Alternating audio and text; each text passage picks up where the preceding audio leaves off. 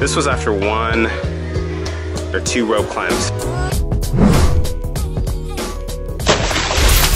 What's going on, guys? It's David here, and today we are taking a look at the Nike Free Metcons, or the Nike Metcon Frees, whatever you want to call them, but today we're taking a look at them. Now, about a month ago, I actually did a brief sort of first impression on this shoe, and I was really looking forward to testing out this shoe, getting my hands on this shoe, and just putting it through its paces and checking out what it's all about. And this past week, I was able to get my hands on one. These shoes retail for about $120, $129, and then plus shipping, I was able to get mine for about $110 with shipping on eBay.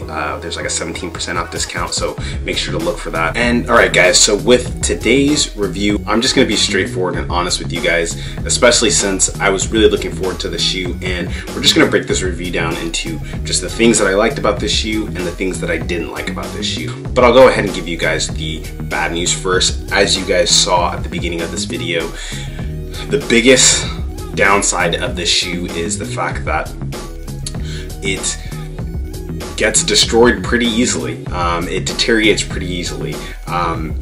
Again, kind of taking into consideration what this shoe is, as far as the details, make sure to check out the original video that I put out. That kind of goes more in depth in regards to different aspects of the shoe. But essentially, this shoe is the Nike Metcon mixed with the Nike Free, if you are aware of what both of these shoes are intended for. Now, you guys already know that the Nike Free shoe is essentially a shoe that's designed for running. They've got 5 different soles that you can get. You can get more cushioning. You can get one that's more like a barefoot shoe. I would say that with the Nike Metcon Free, this shoe is very much more like the Nike Free Train 5.0 sole. It's a very comfortable shoe, but as I mentioned at the beginning of the video, if you plan on doing rope climbs with this shoe, it's a very bad idea. This shoe will break down pretty easily just from the abrasion of the rope. It's something that I wouldn't do, and I was kind of bummed out that that happened when I did the rope climb. But again, that's the whole point of wearing shoes. You want shoes. I mean, for me as being a reviewer, I'm testing out the shoe, seeing what the shoe is like, and that requires beating up shoes.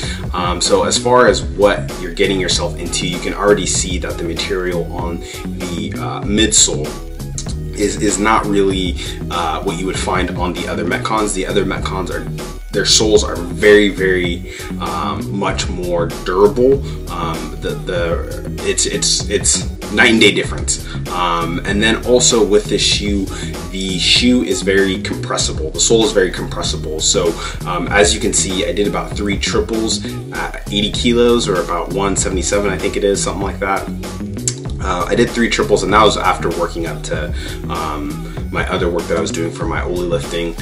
So I just wanted to do a quick drop set, test out the shoes, see how they would handle under a heavy load or weightlifting movements that you would find in a typical workout. And the shoe didn't really provide the experience that I was hoping for, like what I found on the DSX Flyknit 2s. The shoe, the sole, again, was just very compressible.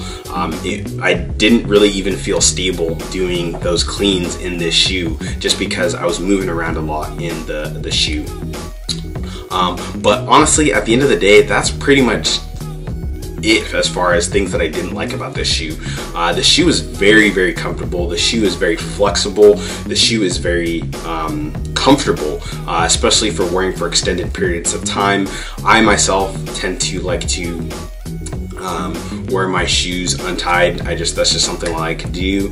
This shoe fits almost like a sock. So typically, I mean, I would actually even feel comfortable taking off the laces on the shoe, and that's just me. Just kind of like how I wear my Nike DSX Flyknit 2s. Often I don't even tie my shoes because they're that comfortable. Now, another thing that I need to mention with this shoe is the material that's on the top. It's not, I would say, the same as with the other Metcons. The other Metcons do have a very different upper.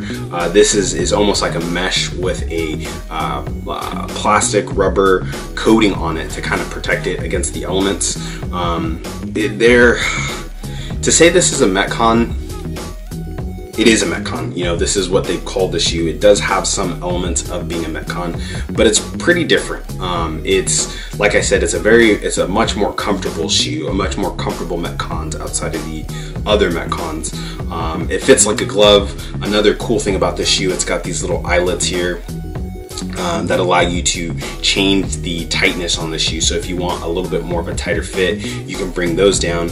I ended up bringing them down just a little bit after testing them out.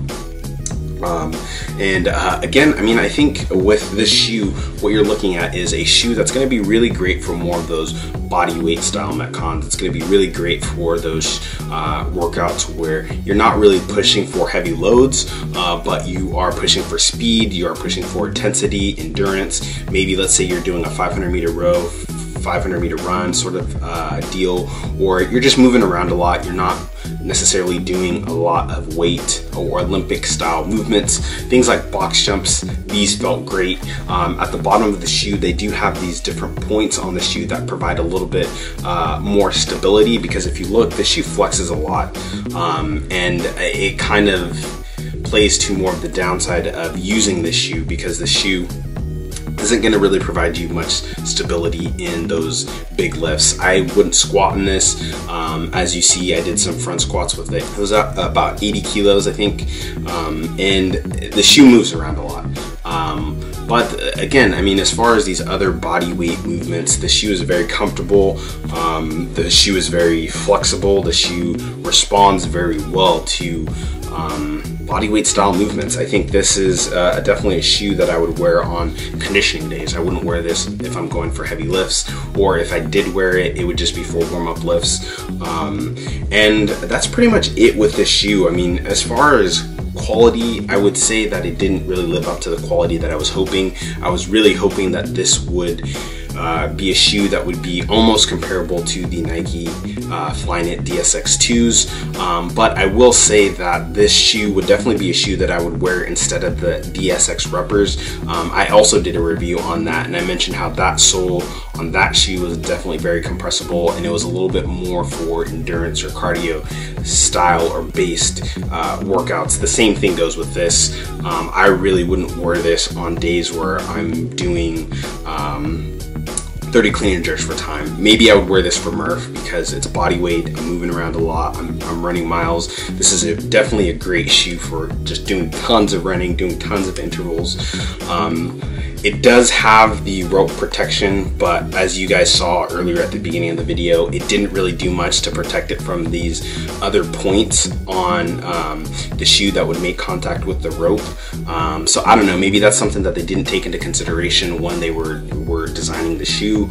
But other than that, guys, this is a very great looking shoe. It's a very well designed looking shoe. It definitely does have those elements of the Nike Zoom command, which I thought looks like to be a shoe that would be great for doing workouts in, and it might provide a little bit more stability and yeah, I guess overall feel in working out than this guy would. Also to mention, this shoe also does have the heel clip for doing handstand push-ups, so this is definitely a lot more of a more body weight agile style shoe. I wouldn't not say don't buy it. It's a great shoe to have in your arsenal for those days like Murph, but at the same time, know that you're getting a shoe that's a very stripped down Metcon in terms of overall stability, but as far as responsiveness and performance, this is a great shoe. Actually, Ronnie, I can't even remember his last name. I'll put his Instagram handle on the screen and a link to his Instagram in the description of the video, but he actually mentioned how he had issues with the compression of the shoe before I got it, and so that was kind of something that was in the back of my mind. I was really hoping that wouldn't be an issue, but he pointed that out, so shout out to Ronnie for making that known. So if you do get this shoe, keep that in mind. It's a great shoe to have in your arsenal, but it's not the everyday daily driver shoe. I would say something like the Nike Flyknit DSX 2 might be a little bit more on that realm, but again, you have to consider that the upper on that shoe is Flyknit, so it may not have the same protection that you would find as on the Metcon 4 or the Metcon 3 in terms of protecting you from things like rope climbs or things that are just gonna, just tear up the shoe. You don't want the upper on your shoe to not last very long. But guys, that is gonna be it as far as how I felt about the shoe. I wanted to give you guys a quick rundown and just quick first impression on the shoe. Maybe down the road I might do a revisited sort of review on the shoe. And I wanted to keep this short, simple, and straight to the point. Should you buy the shoe? Yes, I think you should buy this shoe as far as looks go. If you're just looking for a shoe that's going to be a great runner, that's going to be pretty responsive, I would definitely go and grab this shoe. But if you already have the Metcon 4 or you already have the Flyknit DSX 2, you're not really missing out on anything really outside of looks. I think this is probably the better looking Metcon out of any of the other Metcons that are out there, guys. And with that, that is going to be it for this review. And if you guys enjoyed or you guys found this informative or entertaining, make sure to hit that like button and that subscribe button. And with that, guys, may your barbells be heavy and your coffee be black, and I will catch you guys in the next video.